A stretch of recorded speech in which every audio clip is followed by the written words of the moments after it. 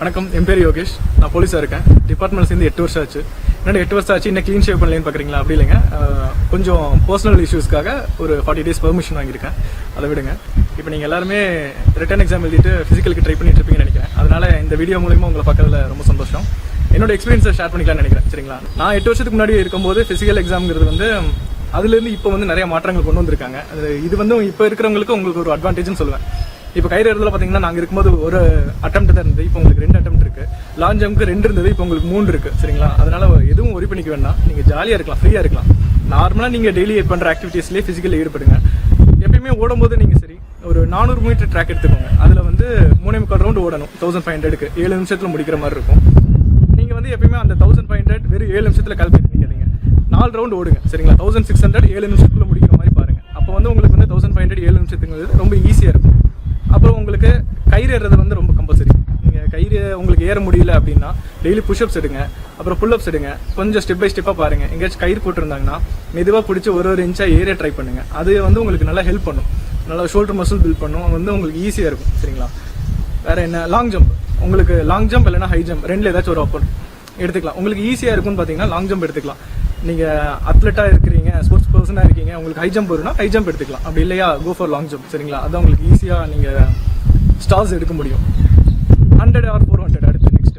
அந்த 100 or 400 பார்த்தீங்கன்னா நீங்கள் until you are a sprinter, நீங்கள் வந்து ஒரு நல்ல 100 மீட்டர் ரன்னராக இல்லைன்னா நீங்கள் கோ ஃபார் 400. சரிங்களா? அதான் என்னோட ப்ரிஃபரன்ஸ் உங்களுக்கு சொல்லுவேன்.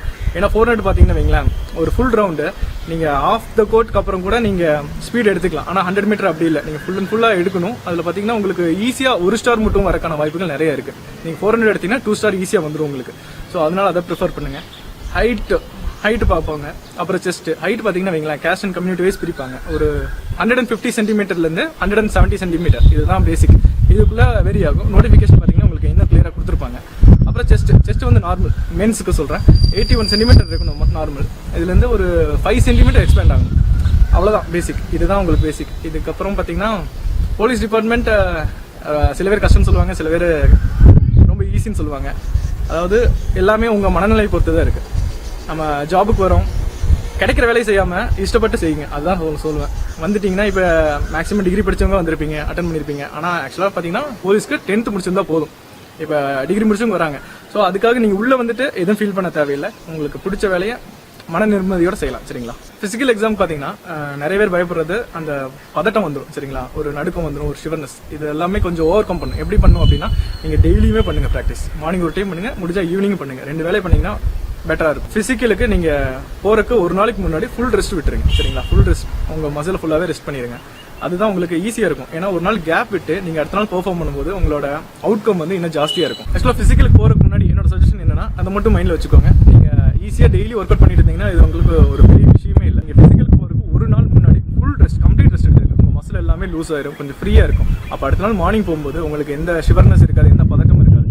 நீங்கள் பிடிச்ச மாதிரி நீங்கள் ஈஸியாக அதை வந்து அச்சீவ் பண்ணிடலாம். சரிங்களா? ஃபிசிக்கல் எக்ஸாம் போகிறதுக்கு முன்னாடி உங்களுக்கு ஒரு கால் லெட்டர் வந்துருக்கும். சரிங்களா? அந்த கால் லெட்டர் எடுத்துட்டு மார்னிங் மேக்ஸிமம் பார்த்தீங்கன்னா ஒவ்வொரு கிரவுண்டும் நடக்கும். இப்போது ஒவ்வொரு டிஸ்ட்ரிக்ட்லேயும் ஒரு இடத்துல நடக்கும். பார்த்தீங்கன்னா அது நியர்பை டிஸ்ட்ரிக்ட்டில் நியர்பை ஊரில் இருக்கிறவங்களாம் வருவாங்க. மார்னிங் ஏர்லி மார்னிங் வந்துடுவாங்க. வரும்போது அந்த ஹால் டிக்கெட் வைஸ் தான் உள்ளே விடுவாங்க. நம்பர் வைஸ் விட மாட்டாங்க, லைனில் நிற்பாங்க எல்லாருமே. அப்போ வந்து நீங்கள் நல்லா ஃபிசிக்கலாக ஃபிட்டாக இருங்க. மைண்டில் எதுவும் டிஸ்ட்ராக்ட் பண்ணிக்காதீங்க. உள்ளே ஃப்ரீயாக வாங்க. ஹால் டிக்கெட் பார்த்து உள்ள விடுவாங்க. உங்கள் ஹால் டிக்கெட் நம்பர் வைஸ் நம்ம எக்ஸாம் சென்டரில் எப்படி உட்காந்தோமோ அதே மாதிரி பேட்சாக பிரித்து ஒரு பேட்சாக உட்கார வைப்பாங்க. ஃபஸ்ட்டு அப்புறம் ஹைட்டு, செஸ்ட்டு, சர்டிஃபிகேட் வெரிஃபிகேஷன், அப்புறம் 1500, அப்புறம் 400, 100, லாங் ஜம்ப், இந்த மாதிரி சீக்வன்ஸாக போயிட்டே இருக்கும். சரிங்களா? நீங்கள் ஒன்று நீங்கள் மைண்டில் வச்சுக்கணும். இவ்வளோ பேர் எழுதின எக்ஸாமில் ஈஸியாக நீங்கள் எழுதி இப்போ ஃபிசிக்கல் வரைக்கும் வந்திருக்கீங்க. அதனால ஒன்றும் பிரச்சனை இல்லை. இதே உங்களுக்கு ஒரு ஃபஸ்ட்டு அச்சீவ்மெண்ட் தான். அதுக்கப்புறம் பார்த்தீங்கன்னா இன்னும் ஈஸி தான் உங்களுக்கு ஃபிசிக்கலுங்கிறது. டெய்லி ஒர்க் அவுட் பண்ணுங்கள், அந்த எக்ஸ்பீரியன்ஸ் பண்ணுங்க. சரிங்களா? அது எப்படி இருக்குமோ, ஃபீல்டு எப்படி இருக்குமோ அதே மாதிரி நினைச்சு டெய்லியும் அதோட டெடிகேட்டடாக நீங்கள் பண்ணீங்கன்னா வைங்களா, இது ஒன்றுமே இல்லை, ஈஸியாக நீங்கள் பாஸ் பண்ணிடலாம். அதுக்கடுத்து பார்த்தீங்கன்னா மெடிக்கல் தான். மெடிக்கலும் ஈஸியாக முடிச்சிடலாம். ஏன்னா ஃபிசிக்கலி இவ்வளோ ஃபிட்டாக முடிக்கிறீங்கன்னா மெடிக்கல் உங்களுக்கு ஒரு விஷயமும் பிரச்சனையாக இருக்க போகிறதில்ல. அதனால ஈஸியாக முடிச்சிடலாம். உங்களை மாதிரி ஆக்டிவாக இருக்கிற யங்ஸ்டர்ஸ்க்காக தான் போலீஸ் டிபார்ட்மெண்ட் வெயிட் பண்ணிட்டு இருக்கு. வாங்க, நல்லா சர்வ் பண்ணுங்க, சொசைட்டிக்கு நல்லா சர்வ் பண்ணுங்க. தேங்க்யூ.